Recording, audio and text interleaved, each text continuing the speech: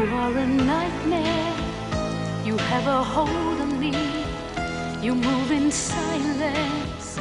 You do not speak to me. You are a darkness.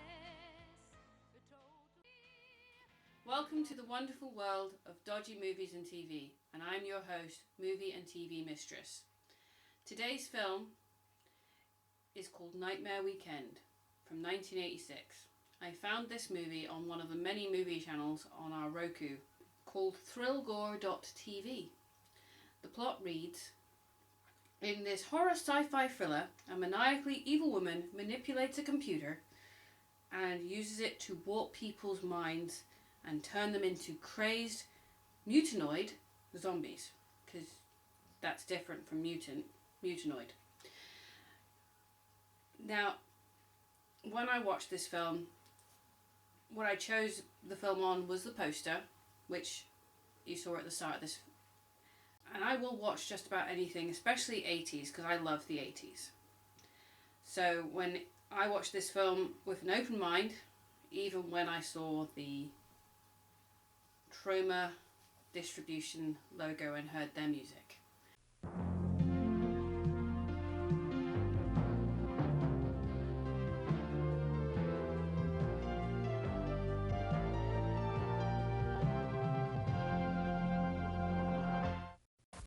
I'm not a fan of Troma.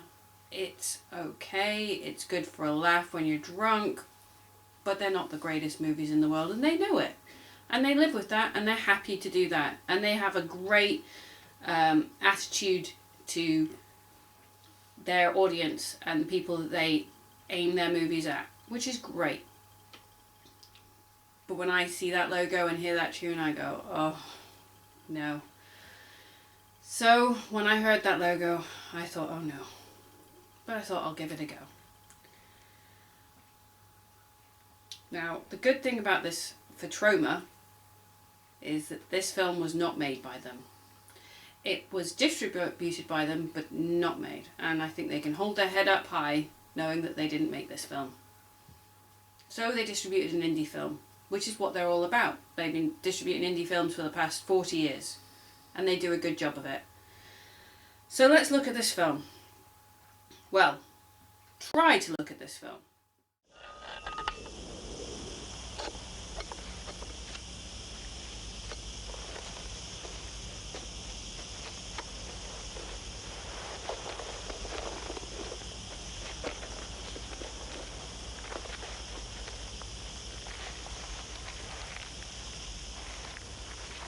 The footage is that dark.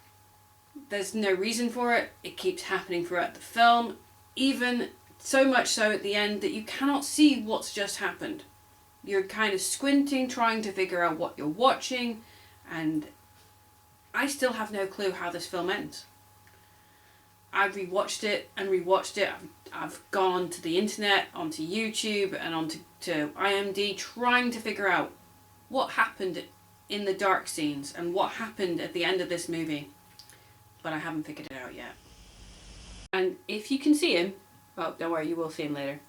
That is Dale Midkiff from Pet Sematary and the Magnificent Seven TV series and lots of other great shows and some more dodgy films probably, but mostly he's known as the dad from Pet Sematary.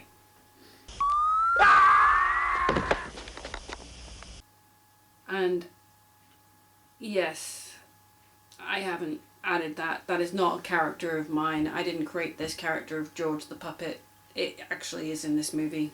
This George puppet is connected to a computer and belongs to the main female character, Jessica. Her dad made her a computer when she was a child, and she still has the puppet part connected. George, Yes, my dear? program the race for me. Far out. I love the race. I love you. What would I do without you? She likes to play bad 80s computer games that aren't as good as things like Pole Position, which would be a better game to play, or Outrun, which I really loved as a child. Do I think the puppet is evil? Yes. Yes, I do. Why?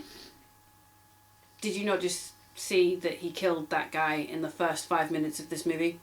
With a spherical ball. Those spherical balls are a big deal in this movie, and it's not Phantasm. I wish it was. Phantasm's a better film. There's no logic to this movie. All of a sudden, randomly, the daughter goes out rollerblading, ends up at the Stag pub, which everyone ends up at in this movie, and everyone ends up getting laid in this pub. Robert Burke is in this movie, and he shags a girl on top of a pinball machine. At one point when I was watching this, I was like, have we switched to Accused? Because the last time I saw a girl getting shagged on a pinball machine was Jodie Foster in The Accused. But the girl seems to be into it, and she's getting shagged in front of everyone. Dale Midkiff staring at her, being shagged by Robert Burke on the pinball machine. Jessica's staring, doesn't know what to do. She doesn't know anything about sex or love, and she's 19. She asks her computer robot, George, the puppet. I swear the puppet's a pervert. Diary, George.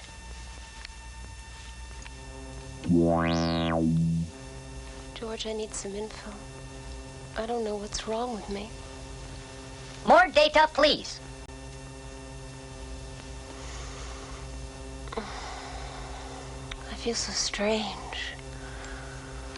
This is how the movie goes. Jessica is at college with her friends. Her friends have decided to go and take part in an experiment. Jessica can't go, she's going to spend time with her dad. Turns out the experiment is happening at her place. She doesn't know this yet. And is being taken by her dad's assistant, Miss Clingstone, who is the woman at the start of the movie. So far, so good. I get it. Science experiment, evil woman who wants to use the science experiment on people, scientist who created experiment, which is a spherical ball that changes animals' attitudes and makes them more docile, doesn't want to use it on humans. She does. She also wants money. And she wants to sell the program, which she's tried to nick at the start of the movie. Get it? Plot. Basic. Nothing unusual. Then it starts to make no sense. One, why does why does Jessica never see her friends at her house? Don't know. Why can her computer, even when it's connected to another computer that her dad's created called Apache, control Miss Clingstone's car when Jessica is playing her bad 80s racing game, which she crashes the car, and that crashes Mrs. Clingstone's car? Why does that work? How does that work? Doesn't make sense. Why does the chauffeur go to the pub that doesn't sell hard liquor but only sells beer and ask for a sandwich, which is a hip flask between two slices of bread? I don't know. Why are all the actors who are having sex male? I'm talking about male actors. Why do they seem to all have, like, porn moustaches? I don't know. Yes, this movie is all about sex and rape and some spherical balls that come in at the last hour of the movie. 24 minutes before the end, we start seeing what these silver balls do to humans. We saw what it did to a dog. The dog died halfway through the film, but it was never shown. We just saw the dog ingest it and then become like a tame little puppy. And then next thing we hear is the dog's dead. An hour into the movie, while the girls are all getting laid in the house, which Jessica should have heard and known where they were because she ends up in that room with them all at some point, just before the end, and starts shaking. But anyway, they're all shagging. Silver balls are being made by the evil Miss Clingstone and made to kill them, but it doesn't kill them. It changes their personalities and makes them into what they class as mutanoid zombies. I've never heard of such a term before in my life. Well, I have, but I just think it's a really lame term. It's so 80s. I know, I like the 80s, but that's a really lame term. So pretty much everyone in the house, bar the doctor, Miss Clingstone, Jessica, George of course because he's a puppet, and Dale Midkiff's Ken, are all killed by the spherical balls or turned into mutanoid zombies. Now one of the mutanoid zombies is a maid called Mary. Mary is just a plain maid. She has a fear of spiders. Randomly a tarantula turns up in the house later on to scare her, and she then ingests a spherical ball that turns her into a zombie. Mutanoid zombie. Anyway, what I got from the end of this film was that she slits the throat of Miss Clingstone when she arrives at the airport to meet Dale Midkiff's Ken, who has got the money from the seller, or the buyer, from the buyer. So Dale's got the money from the buyer for the computer program that turns people into zombies, and he's not going to give it to her. Jessica, who was shaking one moment earlier, tells her dad she's going to meet Ken and is at the airport instantaneously, whereas it took Miss Clingstone ages to get there. We see Clingstone step out of her car, shout to Ken, and then Mary, who's a zombie, slits her throat. Next we see George saying, "Danger, danger, danger," and must protect Jessica, code blah blah blah. And all of a sudden, the film ends. On her face screaming. I don't know what happened to Ken. I can't see. And I'm not even sure what that was.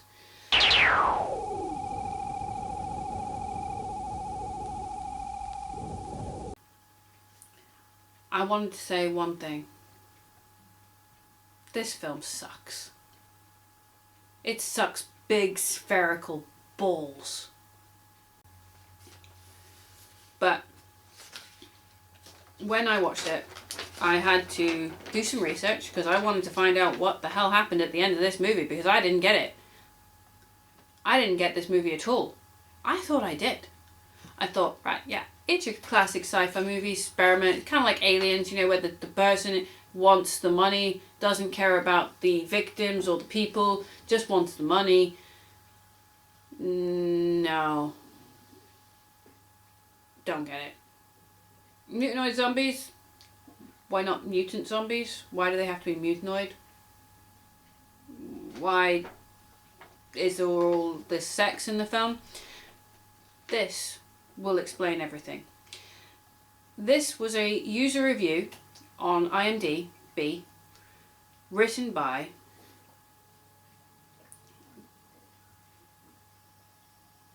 Beeltog6, and he says, from an online producer and gas station attendant. It will make sense in a moment. He wrote this in October 2004, and it reads, I was the online producer of Nightmare Weekend and was responsible for casting it. No problems there. I like the cast, kind of. Burke, Andrea, Thompson, Dale Midkiff, good people. Went on to have great careers, no problem there. I have to agree that Nightmare Weekend may be the worst movie made of all time. It's definitely up there. The very fact that it has been considered for this category should speak volumes. However, while there is truth that the film was made for the direct-to-video market, as was popular in the 80s, the film started with good intentions. Don't they all? And a decent script. Yeah. I believe you. Thousands wouldn't. The problems arose when the co-executive producers, all from France and England, yay, England, because, you know, Doctor Who, and everything else that's great about England. Please just don't bring up Keeping Up Appearances and Miss Bouquet, because that's awful. Who were supposed to put in their 50% of the $750,000 budget, decided that in lieu of money, go England and France because you don't want to give any money away, do you? They would provide a script. Okay? A horrible script written in French. Yay! French! I hated French.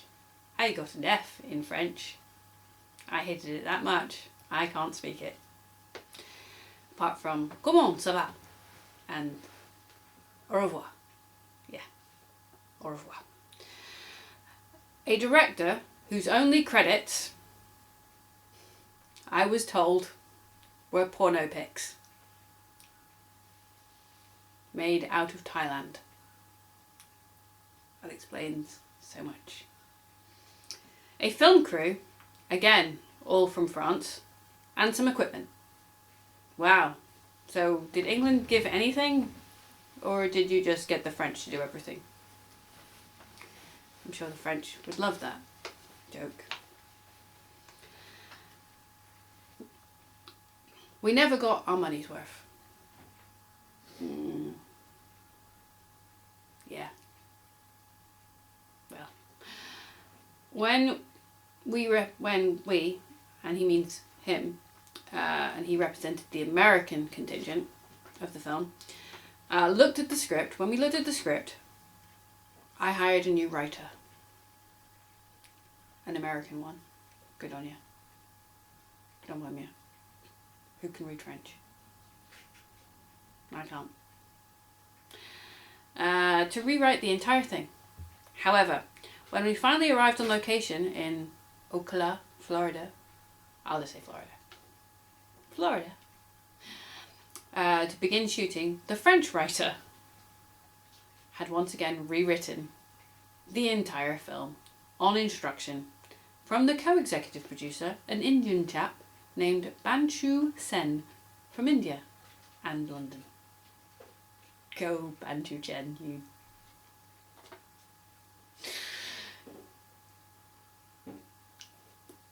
I'm not going to swear. It was a joke.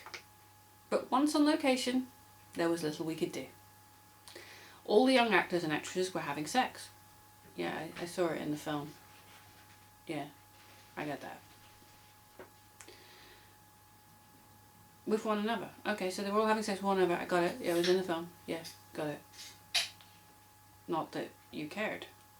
Oh, okay. The acting was appalling. Is that why it's dubbed? Although I did take great pride in casting Dale Midkiff and Andrea Thompson. Yeah? Well done. You found them. And they went on to do better things. Good on you. Both of them went on to somewhat successful careers. Yes, I just said that.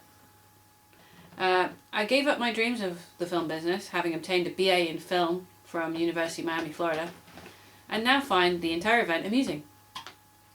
Good for you. I'm glad you find it amusing. As do I. It was an awful film. I currently practice law on Wall Street. Well, it's better than making films like this. The only good thing to come from this, out of that film, was my daughter, now 19. Well done. Who was conceived on location? Well done. Hope this clears things up for some readers. By the way, I played the gas station attendant, only because they needed someone and I happened to be there. Perhaps I stole the show. And I think that is the best comment and user review I've ever read on IMDb. I don't know, there's not much else I can say. He's just basically explained that the reason there's so much sex in this movie is the director was a porno pic director from Thailand. Yay! The reason the script and the movie makes no sense, I'm not going to swear, is because it was written in French and no one can read French except French people, I think. So, would I recommend this? Hell no. Go watch another movie. It ruined my weekend. I mean, the title says it so. It was Nightmare Weekend. I watched this at the weekend. It was a nightmare. I made this review on Nightmare Weekend, people. It's an awful film. It makes no sense, and it felt like I was just watching a weird porno that didn't show anything because it was badly lit. Like, there was no lighting director. I mean, maybe there wasn't. Maybe I need to reread the credits. The credits are really badly lit too. But Lloyd Kaufman, hold your head up high. I watched another movie of yours. Well, distributed by you. And that's a good step. I'm kind of getting into them. I will say, I did really like the cartoon of the Toxic Avenger when I was a kid. But I was a kid, and people will tell you that I really like Howard the Duck. And I do. It's hilarious. This movie, however, not hilarious. Not funny. Not interesting. Dull. And it sucks. Big. Spherical. Balls. I'm your host, Movie and TV Mistress. Be careful what you watch, guys. Bye. You have no conscience, you have no sympathy.